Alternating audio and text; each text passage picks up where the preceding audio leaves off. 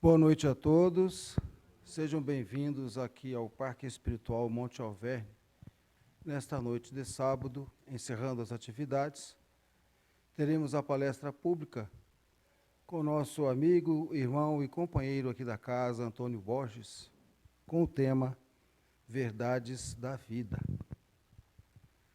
Nós vamos pular aquela introdução onde nós elencamos todas as atividades do Monte Alverne, no dia de hoje apenas. Qualquer dúvida que as pessoas aqui no auditório ou nas suas residências tiverem, Monte Alverne dispõe de canais no Facebook, no YouTube, no Instagram também. Inclusive, todas as palestras proferidas aqui em nossa casa ficam no canal no YouTube. Basta colocar palestras MA maiúsculo, tá? Todas as palestras estão arquivadas ali, vale a pena os nossos ouvintes procurarem para pesquisarem algum tema do seu interesse. Nós vamos pedir ao Delano para fazer a nossa prece inicial, logo após Renato fará também um comentário, e então o nosso amigo Antônio Borges faz a exposição da noite.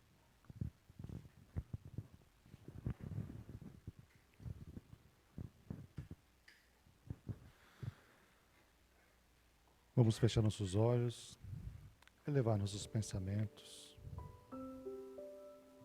e agradecer ao nosso Mestre Jesus, nosso divino amigo, nosso doce Rabi da Galileia, pela oportunidade de novamente estarmos aqui, encontrando e reencontrando amigos, compartilhando saberes e experiências, sempre baseado na palavra do Cristo, naquilo que Ele nos ensinou. Que possamos não só ouvir e escutar, mas também colocar em prática aquilo que Ele nos ensinou.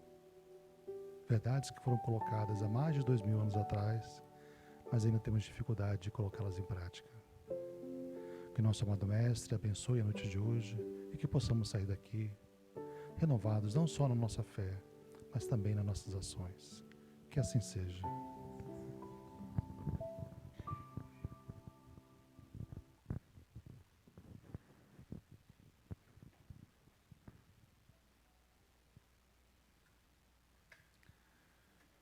Muito obrigado, Delano, pela prece. Vamos pedir a Renato fazer o comentário inicial.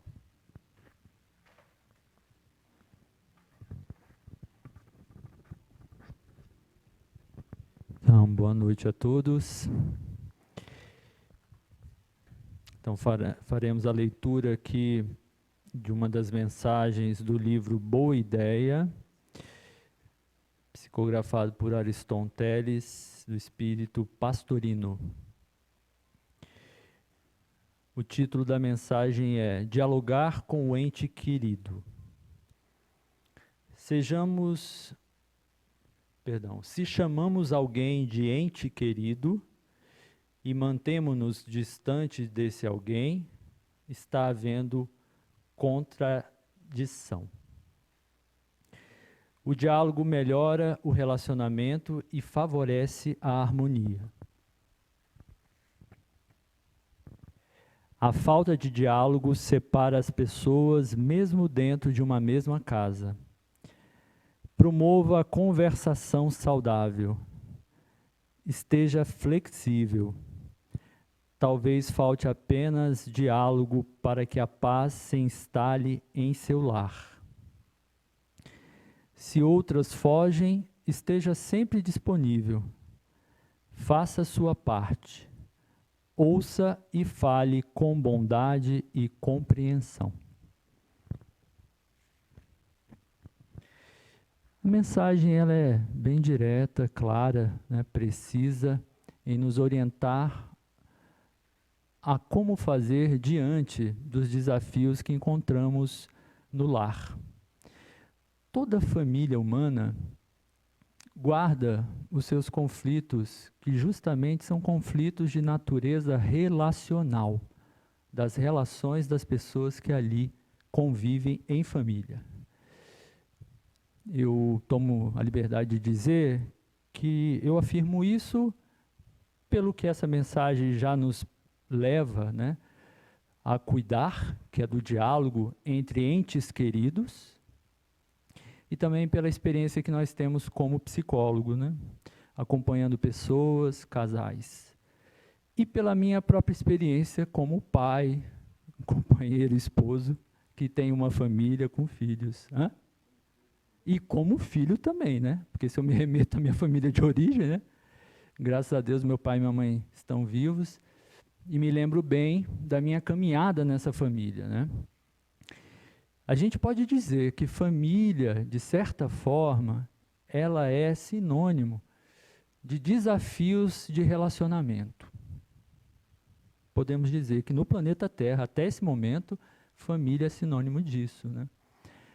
A família feliz, de fato, e espiritualmente falando, né, é uma coisa muito rara no planeta Terra. Então, diante disso, o importante, que é o que a mensagem nos chama, é que diante dos entes queridos, a gente possa aprender a dialogar. E essa mensagem que saiu então, ela é bem oportuna para o que eu ouvi ontem num videozinho muito simples e muito elucidativo e que traz uma lição muito bonita, que é, ele lá fala das 5 situações que devemos fazer silêncio. A primeira que ele diz é justamente uma relacionada às situações de diálogos entre entes queridos, que é, quando alguém está falando dos seus sentimentos, fique em silêncio, escute. Essa é a primeira lição dessa mensagem que eu mencionei, que ontem eu ouvi, né, num videozinho no Instagram. E eu me lembrei dela porque, assim, diante dos conflitos de relacionamentos entre entes queridos, essa questão do que cada um sente em relação ao outro e diante de situações é o aspecto principal do conflito e o que vai ser preciso dialogar. E aí, nesse diálogo, a gente, quando está aí diante do outro e o outro está falando do que ele sente em relação a você ou a uma situação com você, a gente precisa fazer esse esforço de apenas ouvir. E ouvir de verdade, né?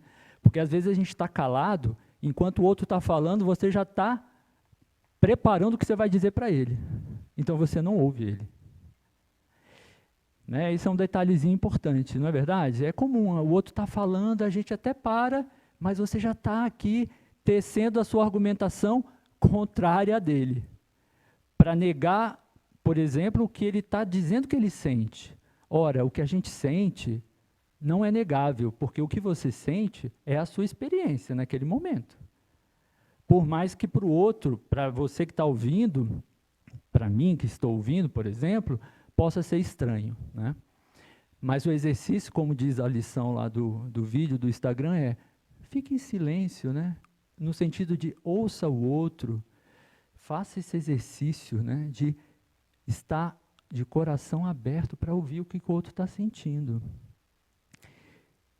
Porque aí a gente começa a estar aberto para tentar, né, resolver o problema, o conflito, o desencontro, né? Então, a mensagem tem como título diálogo, né? E é dialogar com o ente querido, que são principalmente as pessoas com as quais a gente convive diariamente, né? Então, que a gente possa lembrar, né, dessa mensagem, dessa necessidade de aprender a dialogar, partindo desse lugar de ouvir o outro de verdade, do que respeitar o que o outro está sentindo, seja lá o que for, e aí construir, né, um caminho de encontros, né, no sentido de promover uma harmonia, uma paz, e ir superando os conflitos, que não cessam. Os conflitos familiares, pelo menos na minha experiência enquanto, né, ou pai ou filho, é que família, ela sempre nos traz esses bons desafios. E por que eles são bons? Porque é por aí que a gente evolui, não é, Borges? Tem como evoluir sem estar, né, no mundo se relacionando com as pessoas? Essa é o grande teste nosso, né? A gente pode até se retirar do mundo durante algum tempo, tem alguns que se retiram do mundo por uma vida inteira, né? No Oriente Antigo, e ainda hoje há essa prática espiritual que algumas pessoas realizam, de se retirar do mundo, das relações, para meditar profundamente. E isso, claro, que tem seus propósitos espirituais, mas ali não está o teste final. O teste final é vir para o mundo, se relacionar e aprender a amar, né? Não por acaso o lema da doutrina espírita é: sem caridade não há salvação. Caridade é amar nas relações com os outros, né? Então, que a gente possa aprender a amar pelo diálogo, né? Que assim seja.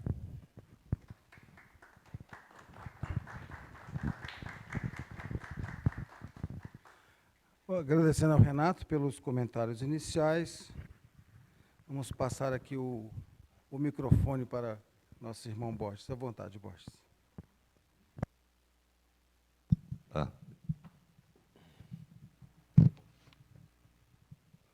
Obrigado, Sérgio. Obrigado, Renato.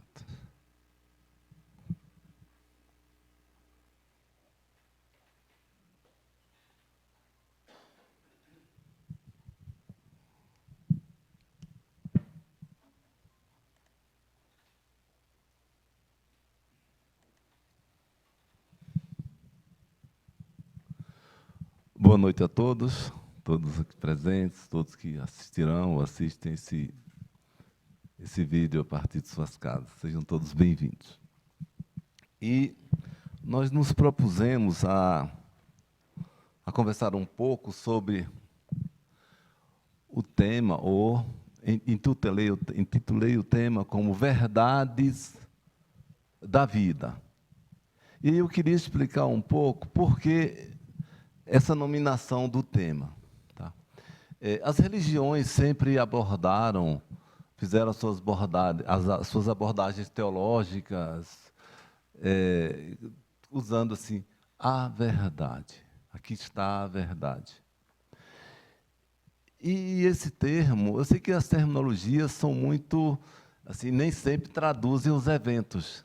A nossa língua é pobre quando a gente vai deslocar a comunicação e nos referir a questões que não são desse mundo de tangibilidade, assim, do nosso dia a dia. Falar de uma cadeira, todo mundo sabe que é cadeira. Falar de um carro, todo mundo sabe que é carro.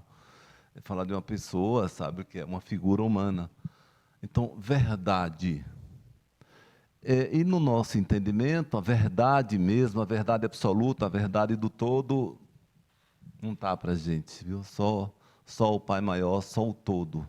Só Deus mesmo que tem essa verdade, e a gente tem pequenos entendimentos daquilo que a gente vivencia, da parte da gente. Então, poderia dizer que são entendimentos da vida no sentido aqui encarnado, no sentido humano. Verdades da vida. E não a verdade da vida, porque aí nós já cairíamos também num pretensionismo de que sabemos falar sobre a verdade da vida. São apenas entendimentos. E por que eu falo assim da vida?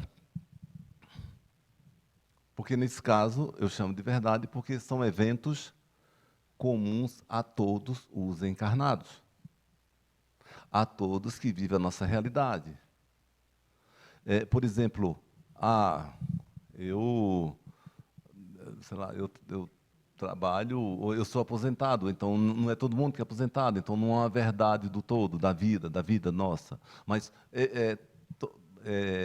eu desencarno, então todos encarnam. É uma verdade que cabe a todos. Eu reencarno, então é uma verdade que cabe a todos que estão aqui, reencarnam e desencarnam. É por isso que eu quis explicar o que eu chamo de verdade. E uma primeira verdade que a gente elencou para falar é o seguinte: não existe o ser humano. Existe um espírito encarnado que utiliza-se desse elemento tangível que é o corpo para viver uma experiência espiritual na Terra. Então, o humano, propriamente, como pode levar a crer a concepção comum, ele não existe. Nós não somos seres humanos, quando a gente vai falar da gente na nossa essência. Claro que na classificação do dia a dia, na nominação, nas referências, na ciência, a gente lida como humanos, tá certo? Nós nominamos com isso aí. Agora, a gente precisa se perceber como espíritos encarnados e que aqui na Terra estamos vivendo uma experiência eminentemente espiritual.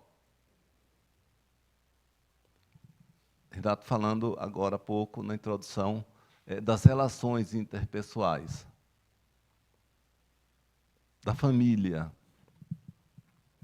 Então, a rigor, não existiria, porque isso aqui é uma configuração, um estado passageiro, transitório, dirigido para experiências específicas. Cada um de nós que estamos aqui, estamos vivendo, nos propusemos a viver experiências específicas. Para isso tem a configuração, onde nasce, porque nasce, como nasce, se vai ser biologicamente masculino, feminino e mais outros detalhes. Então, então não existe a rigor, por esse olhar, o espírito, assim, é minha mãe, é meu pai. Na nossa realidade, sim, mas isso é prova. Nós não podemos, não abrimos mão disso, mas isso é prova. A vivência em família é prova. Não é um estado dentro da eternidade, da configuração do espírito. O espírito mesmo não tem mãe, não tem pai. Todos somos irmãos. Mas aqui não há como não viver isso, tá certo? Não há como não viver com esse entendimento de pai, de mãe, de filho, porque é como se configura para o nosso relacionamento do dia a dia, tá certo? De patrão, de empregado, do que for, tá? Nas relações interpessoais, tá? Porque isso só são elementos de prova e de expiação. Porque aqui é um planeta, tudo aqui é prova e expiação. Como o Renato estava falando da dificuldade do diálogo, da convivência, e é na relação com o próximo que a gente aprende, que a gente faz o exercício, e principalmente que a gente se revela. É no diálogo ali, é na convivência que a gente se revela. E que a gente... E ali é um instrumento, é um quesito de prova do nosso dia a dia, tá? Mas não com essa conotação. Então, a gente precisa, pouco a pouco, ir migrando. Claro que, no dia a dia, a Dora é minha esposa, minha mãe é minha mãe, meu pai, minha irmã, meu filho, meu neto e tal. Mas não como... Isso como uma realidade de vivência, de exercício, de prova. E não como uma realidade eterna.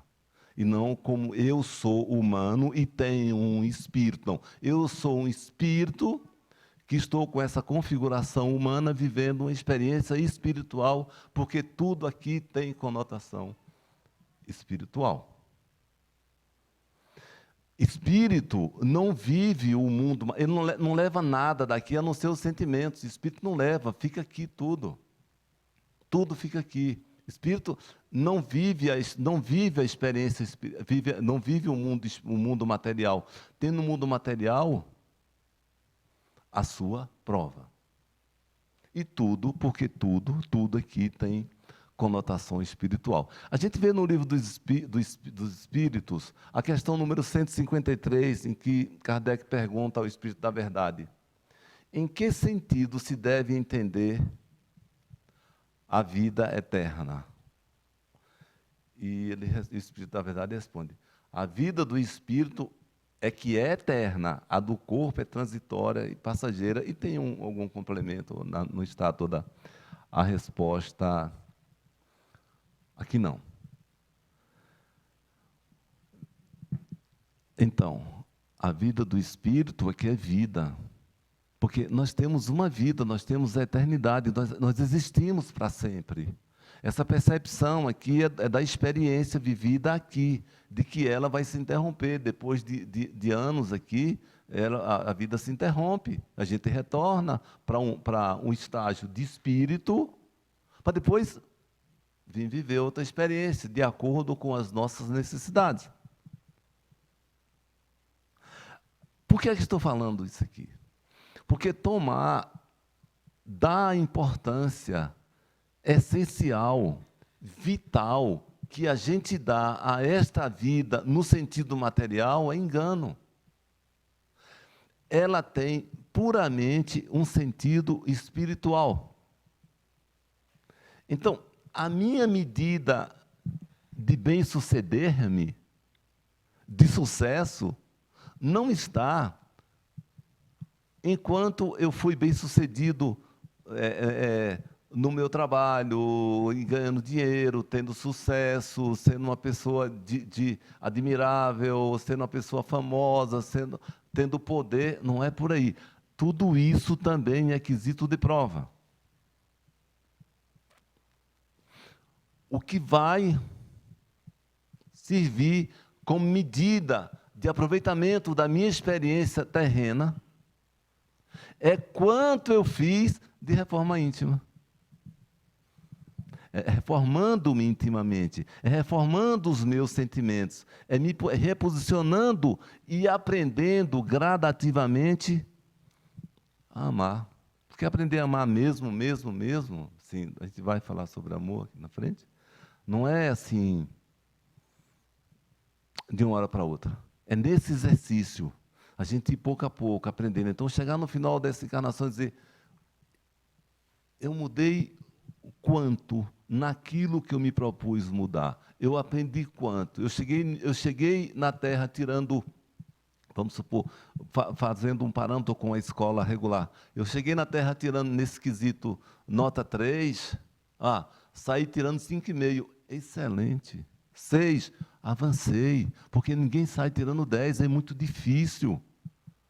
Não é fácil, a gente vê encarnação, repetindo as mesmas coisas, trazendo as mesmas dificuldades, sem conseguir aprender. Mas é assim mesmo, ainda é assim. E o Pai vai nos dar sempre a oportunidade, eternamente. Eternamente. Nós não estamos falando de abrir mão da vida, dos bens materiais, abrir mão, jogar fora, não. Nós estamos falando de apego como se aquilo fosse o fim da nossa vida, fosse a essência da nossa vida, fosse a razão da gente estar aqui. A questão não é jogar fora, é aquele apego, é meu, e sabe, aquela agonia, que não temos nada. Isso aqui são elementos de prova, são eventos de prova, são instrumentos de prova. Não tem nada mesmo. Dedicar-se nesse aspecto, zelar, cuidar, vai revelar o caráter que a gente tem, vai revelar se a gente consegue as coisas realmente fruto de criatividade, previdência, trabalho, cuidado, relacionamento, considerar o outro nessa relação. Ou se eu vou sair atropelando e tomando tudo para mim, é prova. Ou depois que eu angariar, se eu vou fazer bom uso, é prova. E é para zelar, e é para cuidar, e é para ter, mas sem esse apego e sem entender que aquilo é o fim, que é a medida, que é o parâmetro realmente na nossa essência, no final da nossa vida, como se aquilo fosse o parâmetro de sucesso. É só para aqui. E o nosso ego vai dizer todo dia que aquilo é parâmetro de sucesso. É por aquilo que eu não é só os outros me admiram ou me invejam, é por aquilo que eu me admiro. É por aquilo que eu me ponho diante da sociedade, diante da vida, que na verdade é diante dos irmãos de prova. De prova. Porque, repetindo, esse que eu estou defendendo, não existe o ser humano como a gente imagina que existe. Eu sou um espírito. E todos esses bens materiais que a gente está se referindo, eles têm um sentido espiritual. Tudo aqui é espiritual. O universo é espiritual. Ele tem um sentido espiritual porque ele vai me revelar como espírito, revelar como eu sou, o que eu sinto, como eu ajo, quais são as minhas tendências, quais as minhas intenções diante da vida. Me revela. Então, não existe assim, isso é material. Claro que na nossa medida, na medida da ciência, na identificação das questões, é material, é humano, é espírito. A gente vai para poder fazer referências e o outro saber do que a gente está falando, e a gente também identificar com a mente da gente. Mas, no sentido da vida mesmo, tudo aqui tem um sentido espiritual. E aí não é uma conotação religiosa. A vida é assim. Se for religioso é assim, se não for é assim, se for de uma religião diferente, outra que faz abordagem diferente, é assim. Por isso que a gente chamou esse aspecto de verdade da vida.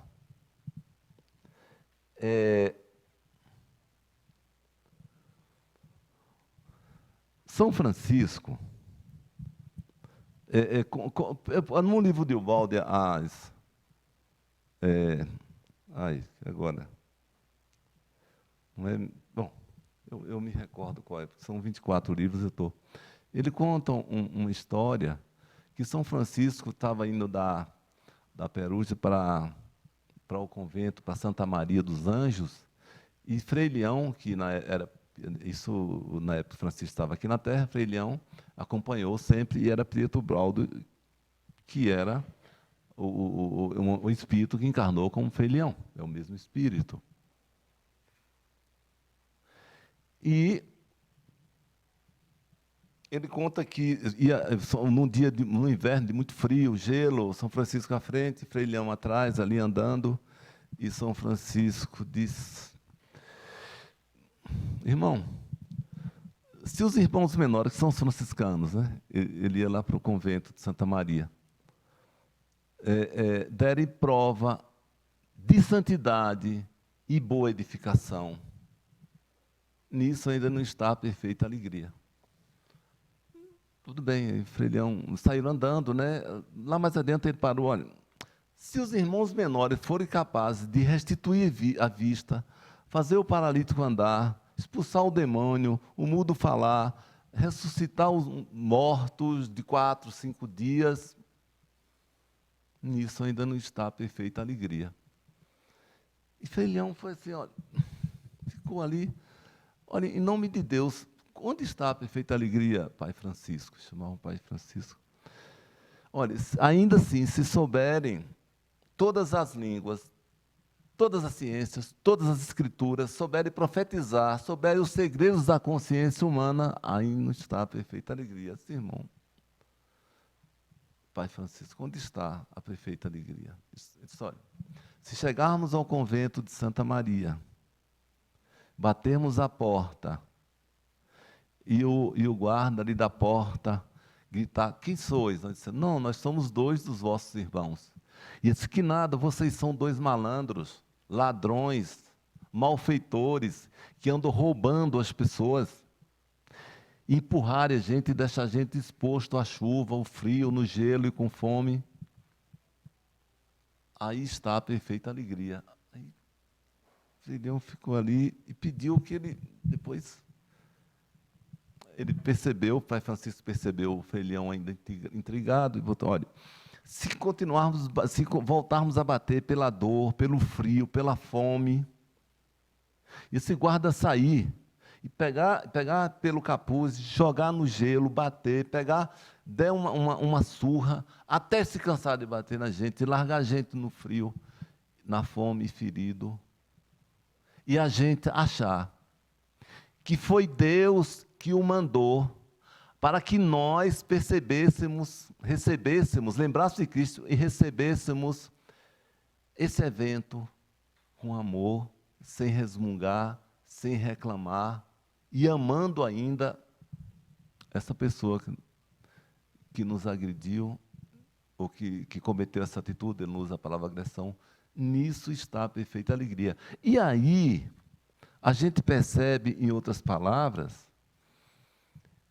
que ele se refere assim, aquela pessoa que, hipoteticamente, isso está em imaginação, isso não ocorreu, né, não batia nele porque ele é espírito.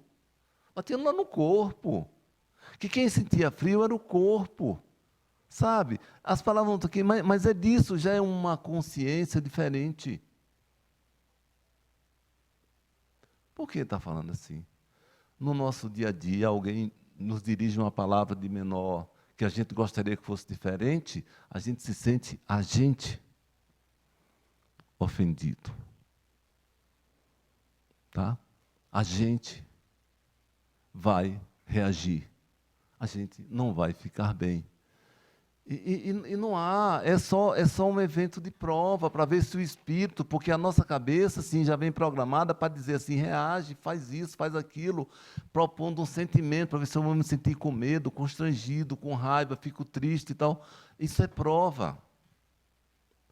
Que Francisco de Assis já sabia naquela época, né? Afinal de contas, não existe época, existe o espírito mais evoluído, menos evoluído, que tem uma sensibilidade, e nós, e pelo menos eu me incluo, de que não tenham ainda. Mas ele não é atingido, porque ele não é aquele corpo, ele não é aquela pessoa, ele é um espírito que está passando por uma prova que Deus encaminhou para ele. A questão é que essas abordagens e tantas outras que são trazidas sabiamente por espíritos que escreveram, por espíritos incorporados, encarnados, por espíritos que estão encarnados, que têm discernimento, que trazem palavras, que trazem orientação, que deixa na doutrina espírita, por exemplo, que tem um manancial de literatura vastíssimo que trata de tudo e de forma bonita, interessante, atraente e profunda. A gente está preocupado em aprender. E aprender, vamos lá, aprender sim. O aprender, a informação, ele joga luzes no caminho. Ele ilumina para a gente andar. Só que a gente pega a luz e senta no começo do caminho e não caminha por ele. É como se eu pegasse, eu preciso aprender a nadar e nadar bem. Vamos pegar um parâmetro físico.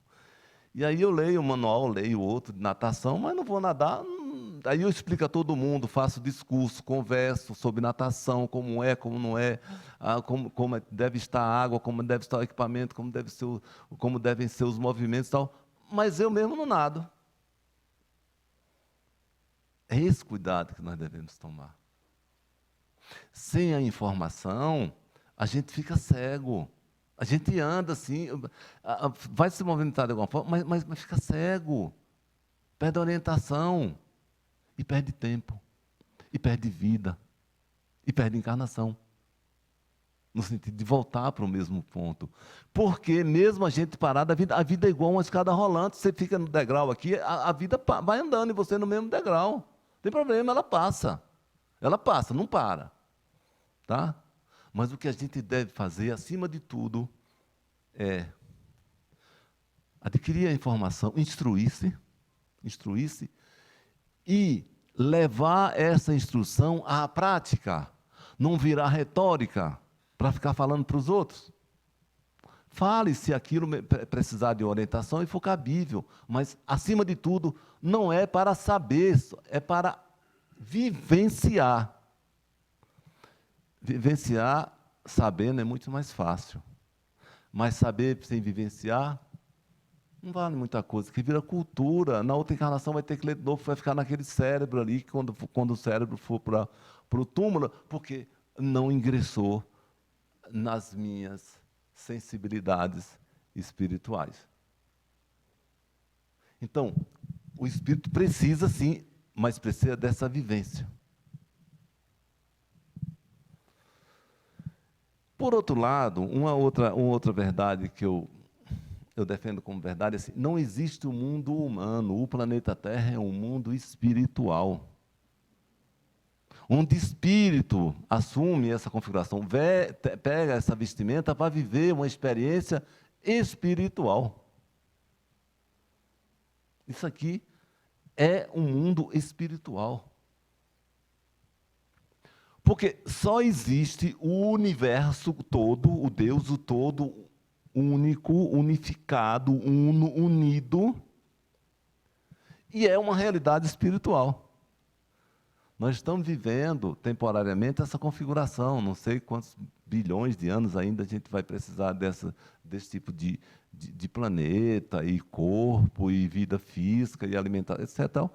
Mas, dentro da eternidade, é finito.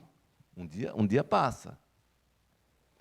E quanto mais a gente se der conta de que é uma questão de essência, de alma, a gente vai se deslocar um pouco desse degrau, de um degrau para o outro, Ninguém, não tem subida assim, igual um foguete, não vai. Né? É devagar, é um passo de cada vez. Mas a gente precisa andar. Bom, se não andar também, o Pai vai dar uma contribuiçãozinha e empurrar para frente. Então, não existe o mundo humano. Então, não existem as coisas materiais, como eu falei, como a gente entende. Todas elas têm um sentido espiritual, em que pese ser material, no sentido de serem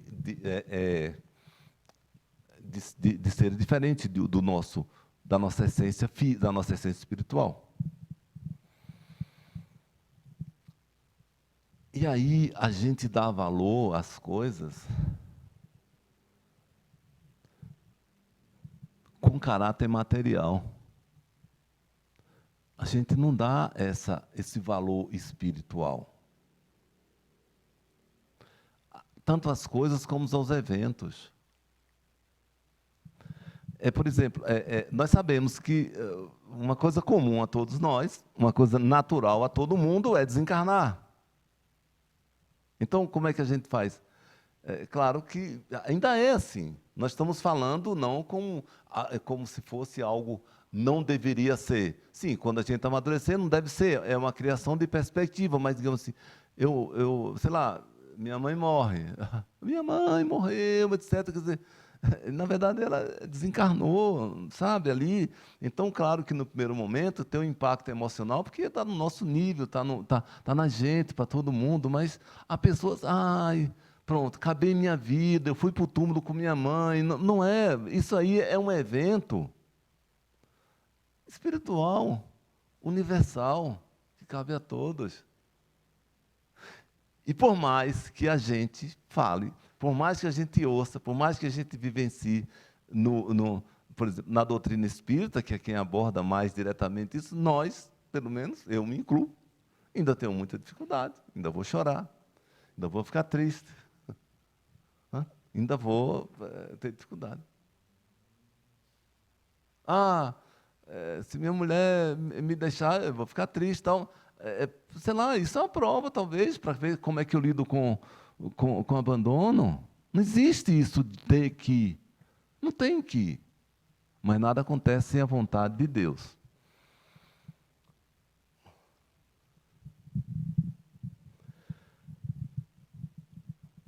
Passar a ver os eventos da vida como prova, passar a ver esse evento, como o Renato falou no início aqui, do dia a dia, da família, que a família é um campo de prova muito duro, a família é um campo de prova dos mais difíceis. É escrito mesmo assim, a capricho para a gente, já vem encarnando próximo de pessoas que a gente tem a maior necessidade mesmo. E a gente reage, e a gente vive uma dificuldade enorme. Tudo bem, não precisa fazer festa. A gente não vai achar bom, será que todo dia não sair da família, ser destratado, não ser amado, ter um ambiente. Agora está uma palavra muito na moda, que vira moda, essa coisa, ambiente tóxico, né? Mas tudo bem, é bom falar porque a gente sabe o que é. Quando surgem as palavras assim, né? a gente sabe o que é. Porque as terminologias têm o dom de dar uma sintetizada e formar uma ideia na gente, viu? Quando eu teve um período que eu estava preocupado e eu andava falando sozinho. Eu disse, estou ficando doido. Aí eu fui para uma pessoa dessa área de comportamento.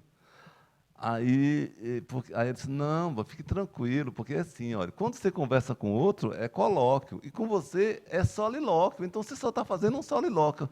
E eu achei bonito isso, rapaz, e aí eu fiquei em paz. Fui falar sozinho, em paz, achando até legal, né? Se alguém disser, você está doido? Não, estou fazendo um solilóquio. Então, as palavras têm esse dom de acentuar qualidades ou destruir qualquer coisa, né? Então, hoje, assim, relação tóxica está na moda, viu? Então, está lá, todo mundo entende. E essa relação tóxica, só resta a gente, com entendimento espiritual, reagir amando, entendeu? Reagir amando. Não é fácil. Se fosse fácil, ele não estava aqui fazendo prova, gente. Ele estava num recreio, a gente estava num parque de diversão, aí veio para a terra fazer prova. Não é fácil, então. Reagir amando como? Aprovando alguém que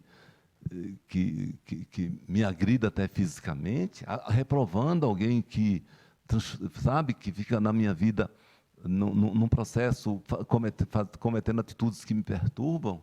Não preciso aprovar.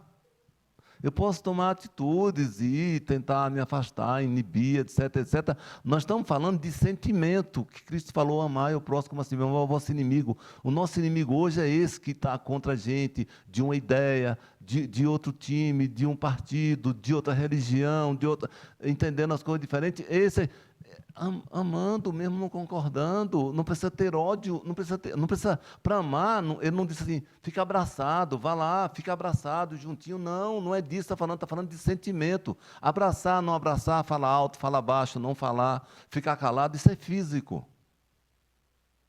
Nós estamos falando de sentimento. Não abrigar ódio, tocar a vida. Não achar que a pessoa está errada. Claro, né? Assim, vem aqui, bata aqui de novo. É difícil, que vão bater, então é melhor não pedir que bate, né? Mas seguir. A gente segue amarrado, parecendo. Lembra aqueles. Hoje é porque na minha época de desenho animado, tinha aquelas bolas de ferro amarradas na perna do desenho, então fica amarrado. Porque fulano, você viu o que fulano fez? Pô, 10 anos depois, sei lá o que ele fez, eu nem me lembro do nome, pai. Tocar a vida. Está perdendo tempo, achando que fulano fez errado, dá razão e segue. Porque só Deus sabe o que é certo.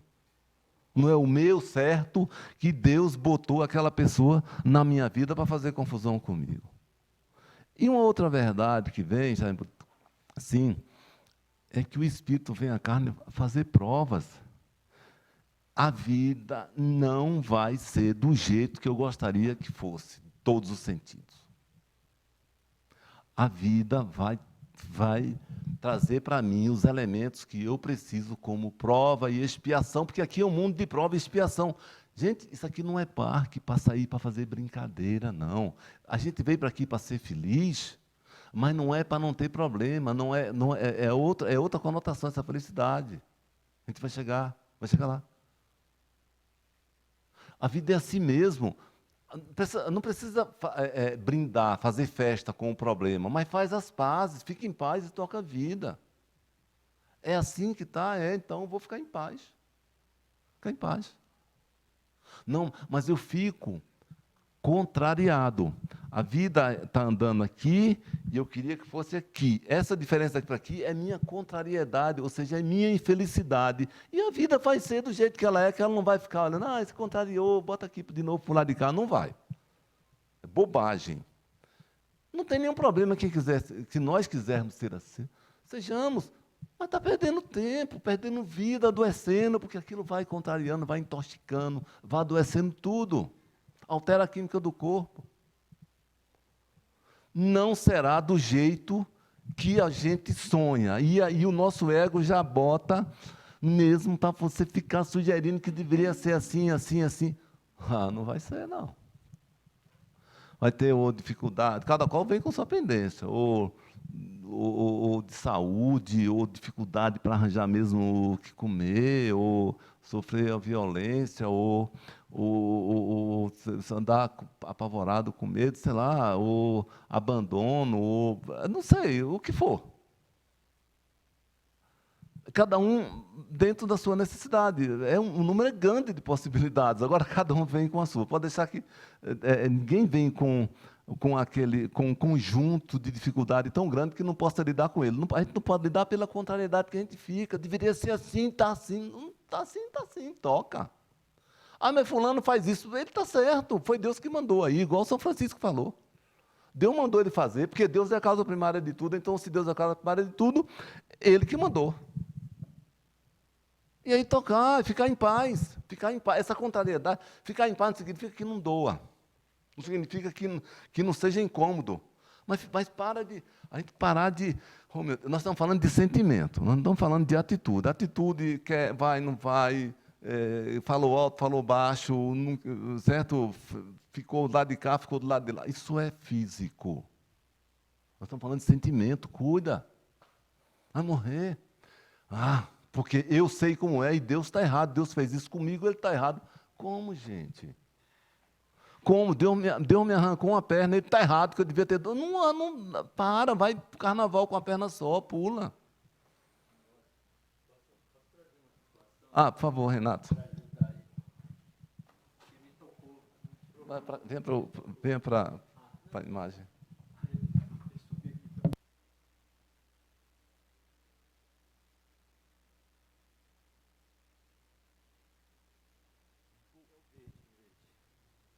Olha ali o cabinho verde, você viu? Alô? Então, para te provocar aí, é porque hoje eu vi uma notícia que me tocou e quem ouviu deve ter sentido profundamente tocado. Uma criança de 3 anos, num carro com a família, passou pelo posto da Polícia Rodoviária Federal ali no Rio de Janeiro. A polícia vai atrás achando que o carro era roubado, a família não sabia. Eles disparam 3 tiros, matam uma criança de 3 anos. Que coisa, né, cara? Assim, para a gente trabalhar com essa situação, né? Vamos lá. Olha. Falar para ter paz no momento desse, para os pais, sabe, não, é desrespeito até, não é desrespeito. Nós estamos falando do ideal. Do ideal. O ideal seria saber de que aquela criança pediu, porque pediu, tá? Pediu para vir para essa vida e acontecer aquilo com ela. E, naturalmente, a pessoa que cometeu essa atitude também estava escrito lá no plano dela de acontecer algo desse tipo, porque isso aqui tem dono.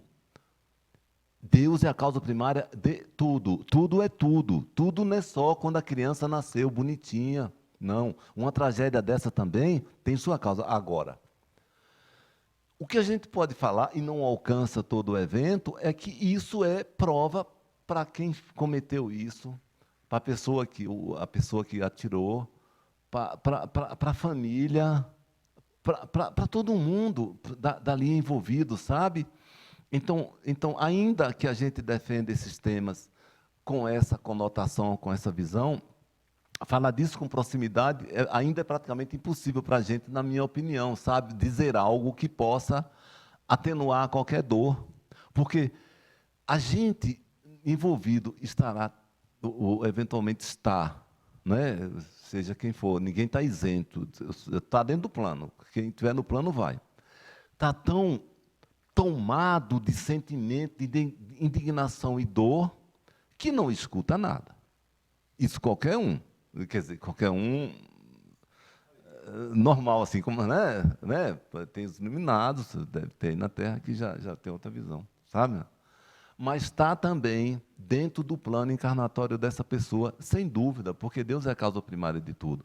Entre saber disso e não sentir dor, é outra história, tá? Mas está na causa, está no plano da pessoa.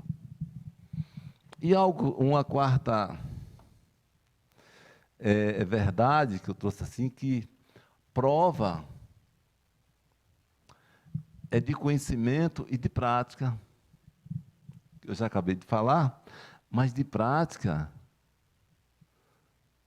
de amor universal. Voltamos, aproveitando o exemplo que aconteceu agora, bem recente, assim, como a família de uma pessoa que teve esse evento não ficar tomada de sentimentos de reprovação ou de ódio, qualquer coisa dessa matriz, pela pessoa que cometeu. É impossível, né? Mas ainda assim, nós estamos falando que a prática é de conhecimento, a prova é de conhecimento para saber o que vai fazer e o que faz, e como fazer, e de prática. Que é para, pouco a pouco, a gente ir aprendendo a amar. Ainda é muito difícil nesse mundo conturbado não só pelo que ocorre, como pelo sentimento da gente, na nossa fraqueza. Eu pelo menos, me incluo, tá? De indignação, de reprovação, de chateação, de achar que está errado, de achar o que é certo, dizer a Deus, Deus, o certo é isso, você está fazendo errado, cara, tá? Eu queria sair, no sol está chovendo, tá? Deus, o que foi, sabe? Então, ainda, discurso para Deus, sabe? Imagina o que eu faço aqui na terra com os meus pares, tá certo? E amar,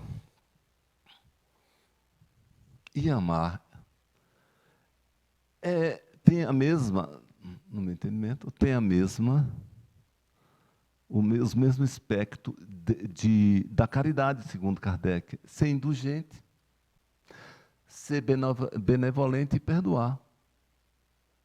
Que não é fácil. Não é fácil. É fácil, sim, eu ser benevolente, ser indulgente, perdoar o meu filho, a minha esposa, a minha mãe. É fácil. Agora, vamos, galera. Tal, tem que ser indulgente, então vá. Aí acaba de falar aqui, vem a prova de lá de fora. Aí estou eu, julgando, desejando mal e sem perdoar. Então, como fazê-lo? Já que nós somos ainda... Gente, se tiver alguém que não seja assim, por favor, me desculpe. Aqui. É o seguinte, é olhar o que eu estou sentindo, o que é que eu sinto com fulano, o que é que eu sinto que fulano fez assim comigo, e tentar atenuar os sentimentos que brotam dentro de mim, porque aquilo é evento de prova. Então, quando fulano fez isso, eu odiei.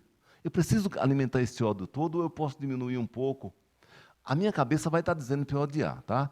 Ou eu tenho que acreditar nela, ou tenho que dizer, não, peraí, não sei se eu tenho que odiar tanto assim. Claro que eu ainda não tenho preparo para poder ficar zen, amando, abraçando quem me deu um tapa no meio da... Sei lá, qualquer coisa, né? Meio de um tapa, certo?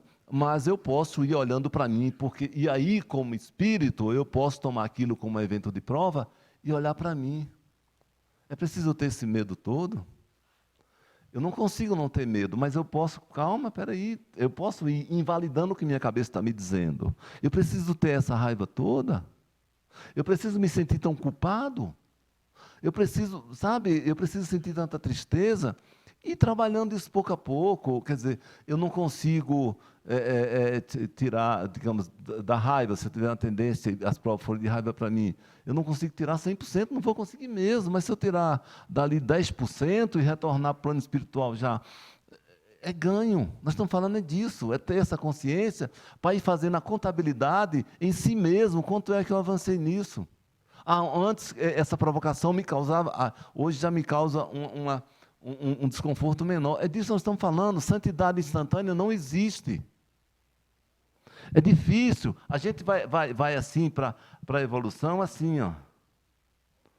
Certo? Assim, ó, sabe, descendo e subindo, voltando para o mesmo ponto, para viver a mesma coisa, para confirmar se realmente... Então, a prova é de conhecimento e de prática.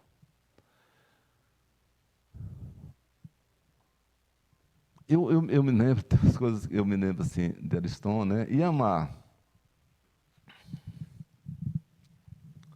Eu imagino ele falando assim, em outras palavras. Gente, não há como amar sem alegria. Tenha um coração alegre. Sorria, toque tua vida.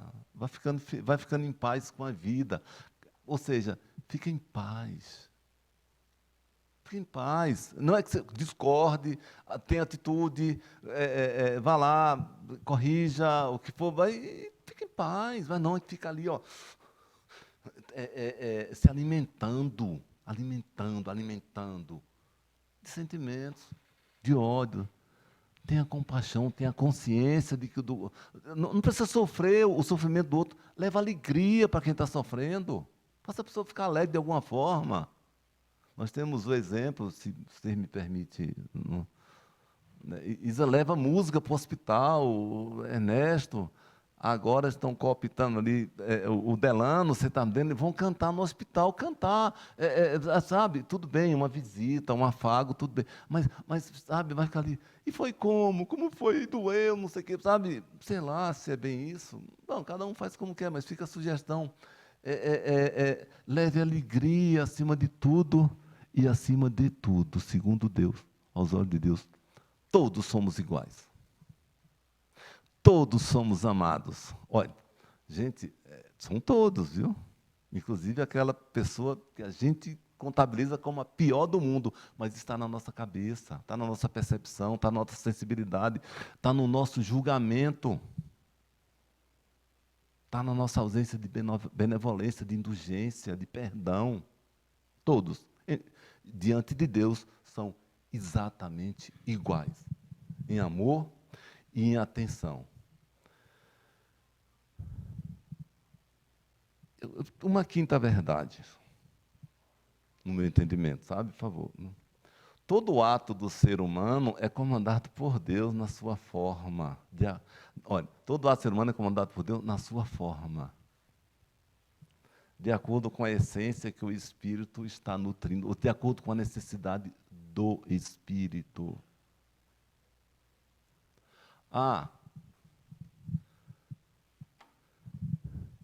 Eu preciso passar por uma enfermidade para eu aprender e tal. Isso é coisa de Deus, a forma que Deus entendeu, na sua sabedoria.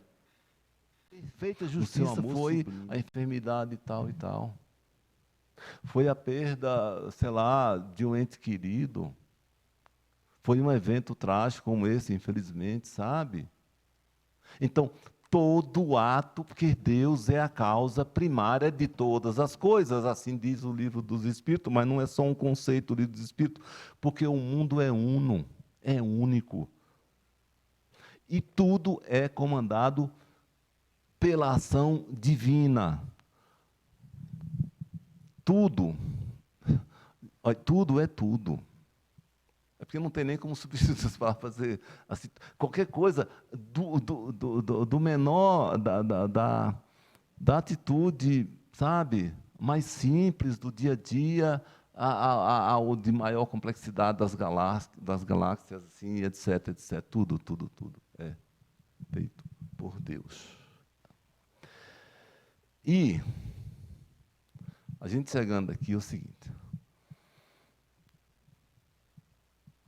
Tem uma espécie de síntese que é assim, fiquemos em paz. Foi isso que Jesus Cristo disse, eu deixo-vos a minha paz eu vos dou. Ficar em paz não é não ter problema, é amar a Deus, é achar que Deus está certo. Não, se aconteceu, foi Deus que mandou, ele está certo. Vai doer, eu vou chorar, mas não vou me revoltar, eu vou ficar em paz. Eu vou sorrir. Eu vou tocar a vida como vida, porque não está doendo em mim, está doendo no meu físico. Eu não quero que doa na minha alma. Eu não quero contaminar-me com esse sentimento de dor e de indignação. Então, fiquemos em paz.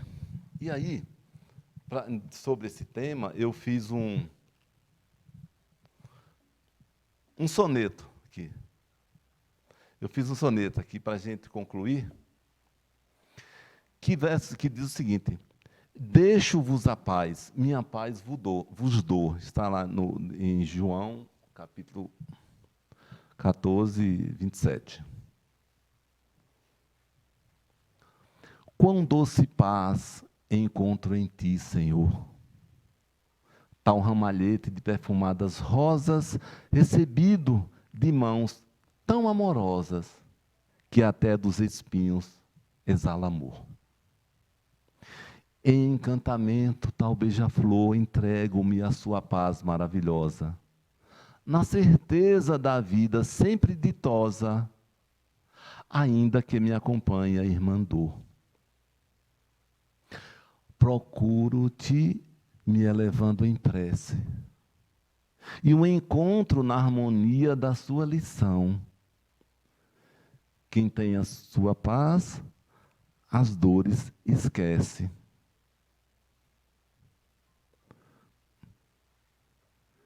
Inebria de esplendor seu coração. Hoje compreendo, pois em verdade é em vossa paz que está a felicidade. Obrigado, senhor.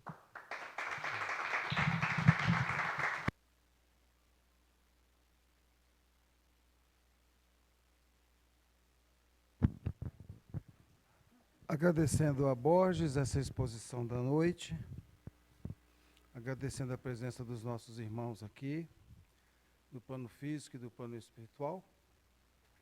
Vamos passar agora para o passe individual aqui na nossa sala. Convidamos os médiuns presentes para ajudar e também convidamos a todos que permaneçam até o fim para que façamos a prece final lá dentro, todos nós, de mãos dadas, aqueles que puderem, logicamente. Então vamos ao trabalho de passe, convidando os médiuns da casa.